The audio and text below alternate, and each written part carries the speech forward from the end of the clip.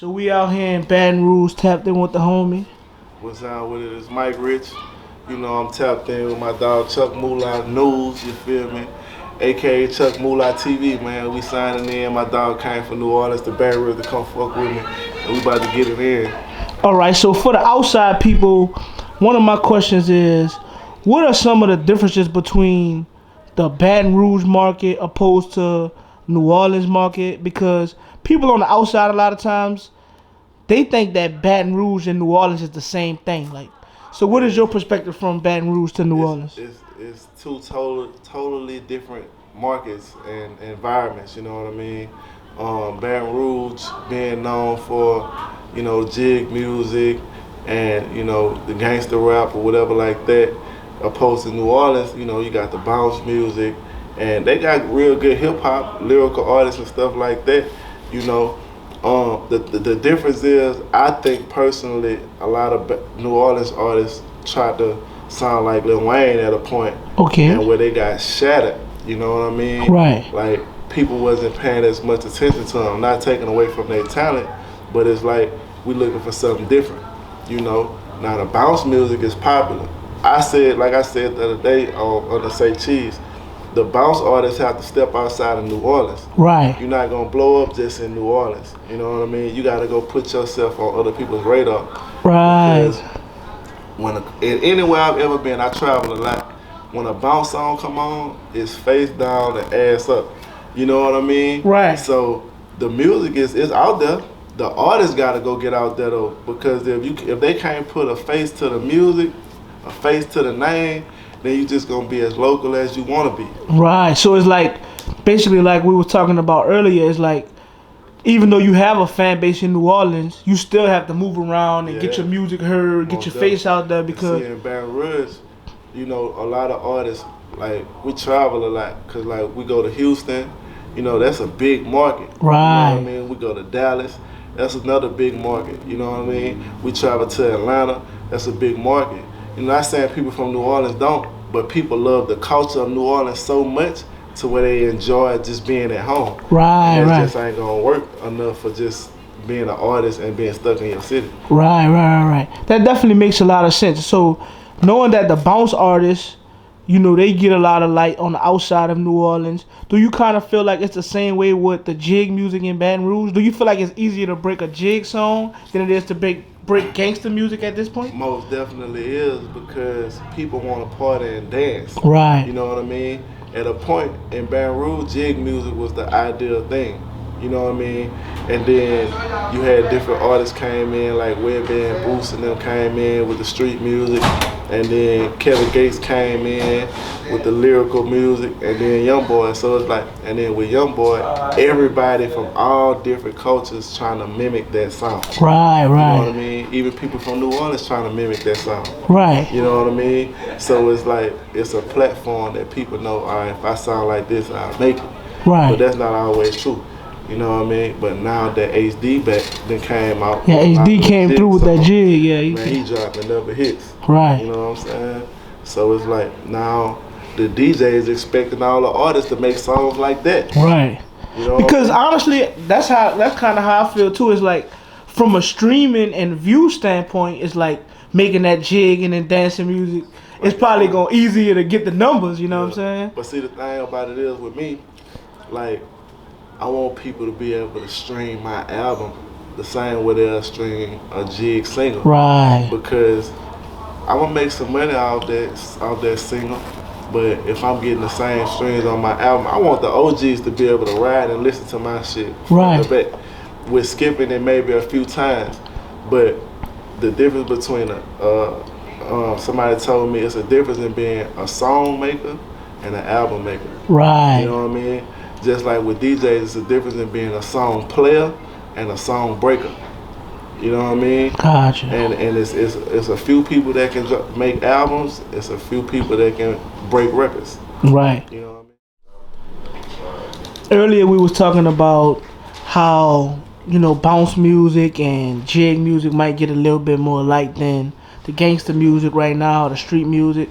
Do you feel like that's based around, you know, well, rap music is so much based around the gimmicks these days. It's not really based around the talent. Do you think that's a problem when it comes to the music game right now? Man, like I feel like people pay more attention to negative stuff. Like Right. if there's some beef going on, two artists beefing, if they got a charge, they catch a charge, Right. they involved in a shootout, or they, you know what I mean? It's like people don't really just say, "Oh man, he got some good music. Let me go fuck with him. Let me Right. go tap on his page." You know what I mean? I always do tests. I do something like I flash out on the internet, for instance, on Instagram. I'll get in my feelings on Instagram, and then people talk about it. My views on my story be up, my likes be up, and then I come back and do a shout out to somebody and say, you know, I love this person. Shout out them for supporting my music or whatever like that. Right. It get less attention because it's positive. Right. Or let's say like my record Demon Time, for instance. I can drop that and it's cool. Or I could go to the club and have a fight and then drop Demon Time and it's gonna go viral. Right. You know what I mean? And it's like, what about the song though? You attracted to the negative shit that could make me lose my life, opposed to attracted to the positive shit. You know what I mean? Right. So it's like people kind of look forward to something, a gimmick or something messy to follow before they just follow the music. Right. But how do you feel like, we could change that? Or you think that's possible to even change? I don't know, bro. I really, to be honest, don't think it could change. Right. You know what I mean? Because us as humans, our mind is trained to follow negativity. Right, It's right. like the news. You know what I'm saying? Right. Like, let's say a hurricane coming, right? But people don't pay attention to it until it's already close. Right. It's been coming for 2 weeks. You know what I'm saying? So it's like you could have been paying attention to it and preparing for it, but you waited until it got close, until the news got it all over the news that it's about to tear everything up in its path. Right. I ain't gonna lie though. It's like with the Baton Rouge market, a lot of the artists that I do see is most of the time the artists that's beefing or, like I think I was talking about this in an interview the other day where in New Orleans you never see people going back and forth or beefing with each other on the internet. Right. In Baton Rouge you will see people going All back over and the forth internet. and Right. talk, but it makes the music stream more. And that's why I salute HD, bro. Like, Yeah. He got in the game with no negativity, Right. no beef, no gimmicks. Right. You know what I mean? Just good songs. Right. So is that like, so you mentioned HD, I know you mentioned him, like is there any other Baton Rouge artists that you work with or would like to work with that my fan base and following might be familiar with? Man, to be honest, bro, I've been asking myself the same question, bro. Right. Somebody that match my energy on records and maybe do like a collab project like the people in the industry do. Right. You know what I mean? I do have some songs with artists from here. Familiar names like NBA Meets Baby, me and him got like 2 songs. Okay. We got one that we got a video to or whatever like that. And it's crazy, he got a lot going on right now, Right. really spoke or whatever like that. But it's also a thing like when you engage with one side of people, like an example, I fuck with some people, but they don't like this person. Right. So I can't fuck with them because I got loyalty here type of shit. Right. So it feel like it kind of makes it to where you almost choosing sides, but you just in the music thing. So it's like, you know what I mean. And it ain't just that situation. It's like, it got some people that's good artists, but people have gave them like a bad reputation. Even with me, like people tell people don't fuck with me because they don't like me or right. it's an issue with me or whatever the case may be. So we cool, but we can't do no music together because somebody that you fuck with feel like, I'm not welcome type of time. Right. You know what I mean? So y'all have a lot of that like division out here in Baton Rouge, because like the outside looking in, we see the mainstream stuff that's going on, but it's like behind the scenes, it look like Baton Rouge is the spot to be. Underground artists, we deal with the same shit. Right. You know what I mean? And it's crazy. Everybody always talk about unity, but it's hard to come together. Especially in Baton Rouge, it's too many sides. So do you feel like you have to leave Baton Rouge in order to? Most definitely. I give you a prime example. Okay. I go out of town, I go out of town to Dallas, Houston, or whatever, right? And go out, pop out. I walk in the club, now they turning my music on, you feel me? Right. And while I'm out of town, home paying attention. They liking pictures, viewing my shit, Right. posting shit. But I'm the same person when I'm home, when I'm out of town. Right. You know what I'm saying? So not only that, it's proof that when people move away, they escalate.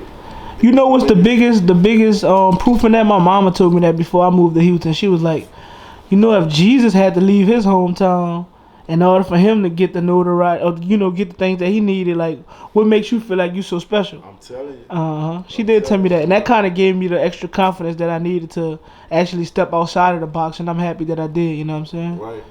Because it's definitely more of a comfortable environment when you're not where you from after a while. You get what I'm saying? Because people don't know you, they receive you for what you present to them. You know what I mean? Right. It's no hidden agendas, is no rumors, or they don't know you. You're just a new face with something going on. Right. And they're going to appreciate that. They're going to respect you for what you showed them at that point and take you for what that is until or unless you show them different. Right. All right. So, we have a lot going on in the hip hop community right now with the blogs, with, just the beef, artists going to jail. And how do you feel about, like, artists talking about other artists ratting and doing stuff like this without posting the paperwork? Like, what's your stance on that? Man, that shit, I hate that shit. You know what I mean? Because I've been a victim of it. All right. You know what I mean? Just a few weeks ago, I wanted to reach out to somebody that's not even an artist though, and work with them. Right. And it was like, he was basically like, man, it was a rumor out there that you had ratted on somebody from Sherwood, for instance. Okay. So I'm like, I kind of had heard about it, but I didn't know the details of it. So Right. I'm like, I'm an open book though. You know what I mean? I said, look, go ask your questions, go get the information you need to get that shows me proof. Right. You know what I mean? So, guy by the name of Johnny Domino or whatever, he posted a picture of me with a caption that says, if anybody got any paperwork on Mike Rich, send it to me, because these false accusations, man, this shit gotta stop. All right. Basically, you know what I mean? And, gave it a few days, ain't nothing come up. You know what I'm saying? But it's like, it could be a person that's mad at me or that don't like me, and they say, well, I'm gonna throw this out there. You know what I mean? Or it could be an attachment to somebody else that has something going on. They want to attach it to me or anybody who is around these people. You know what I mean? Right. So what it does for artists, like that's going back to the negative shit. My numbers was in like the 2,000, 3,000 on my store, right? Right. Because people wanted to see a response. I went live. I had like 1,000 and some people on my live overall. You know what I mean? So it's like, you can't discredit somebody with no facts. Right. You know what I mean? So it's like, and I'm pretty sure it's people out there and the system is set up to hide rats. Right. But at the same time, you can't just put that tag on somebody to to make them look like a bad person without no evidence. Right. You know what I mean? Like, so why you feel like people are so comfortable with doing that in today's man, I society? ain't gonna lie, but in Baton Rouge, that's like a thing. It's either you're a rat or you got AIDS. Right. You know Oh yeah, I see a lot of stories on YouTubes and blogs and stuff talking about, like, artists ratting and having different things going on in their personal life. Me personally, I don't really engage in that type of content, but I definitely do see it and understand what you're saying. People don't know how to read them for themselves or educate themselves. They see what they want to see. Like they see something on the paper, they see a few words and some sentences, and they make up their own story based on that. They don't read to comprehend. They just read to say, oh, I read it and this is what it says, so yeah, you're right. Right. You know what I mean? And it's fucked up, because that shit follow you everywhere you go for a long time. Right. You know what I'm saying? But once again, it goes back to people entertaining negativity. Right. More people gonna go look for that before they go look for saying, oh, y'all heard that song he just dropped? Right. You know what I'm saying? Or, man, y'all seen that event he just put together for them kids that don't want to see that? They finna go investigate this nigga being a rat. And it's messed up. You know what I mean? It's like, 6ix9ine been all over the social media because of his experience with Whack 100 or whatever like that. Right. You know, and it's like people looking at Whack 100 like, oh, you should have did this or whatever like that. But that man be outside. Right. And all these people, you know, y'all not doing them nothing. You know what I'm saying? That man be outside. Right. You know, and everybody killers nowadays. Everybody want to be killers nowadays anyway. You know what I'm saying? But they doing more talking about it than being about it. Right. You know? At the end of the day, man, ain't nobody trying to go to jail. Sure ain't. They got too many. How you feel about like all the rappers that's being locked up and going to jail? Like we just had Yellow Beat, he just got locked up a couple of days ago. He He just got locked up in Dallas a couple of days ago. You got Casanova locked up, YB, a whole bunch of rappers. So I feel like it's these dudes is getting too much money to be throwing their life away to be the face of being it. Right. You know what I'm saying? Man, I'm getting some money now, and I still ain't finna go do no crash shit. Right. And I ain't getting as much money as they get. You know what I'm saying? It comes to a point in their careers that they gotta realize, man, I'm rich. I got everything I want and need at the palm of my hands. You know? But they don't think, it's like, yes man, you got yes men around these people that's not telling them no different because they not seeing and having the things that these main artists are having. You know, I always say this, man, the wrong people get the right opportunities. Right. You know what I mean? Because if I was getting paper like that, man, you probably would never see me until it's showtime, event time, or whatever like that. Right. You know, I ain't finna be beefing with nobody. I'm a millionaire. For what? Make no sense. You know what I mean? Like, it's like we're a small city. We small, but we big to some places. Right. We big to the places that look up to us. You know what I'm saying? So it starts with leadership and being able to be a good person to look up to. You know what I mean? Right. So before we wrap up and, you know, finish wrapping up the interview, I got one more question for you. For my outside fans and followers, what are some good things or good places to go while you out here in Baton Rouge as far as food, clothes, whatever? Man, for one, if you want to get your drip together, come holler at my dog Swayze at Images. Okay. You feel me? You want to get some good food, you want to go to Baton Rouge, you feel me? Tap in with them. We got Fire Crab. Everybody want to come check out our seafood. You know what I mean? Fire Crab, a good place to go or whatever like that. And you know, we got our own culture too. Gotcha. You know what I mean? What LSU gonna be doing this year, bro? What y'all got going? I don't know, bro. They gotta shake back though. They gotta shake back, huh? They gotta shake back for real, bro. God. I'm just, you know, I hope we have actually have a football season. You know what I mean? That this COVID don't really shut it down or whatever like that. Right. And we can, you know, have a good successful season. Cause I'm trying to have me some Airbnbs by LSU, but I ain't big fact. So with everything going on in the world right now, I have one question for you. How you feel about this COVID-19 vaccine and what's going on right now? My views on it, bro, is man-made. You scared to get it? What you going with? But like, you know, I'm self-educated too. I got an education, but I self-educate myself, bro. All right. You know.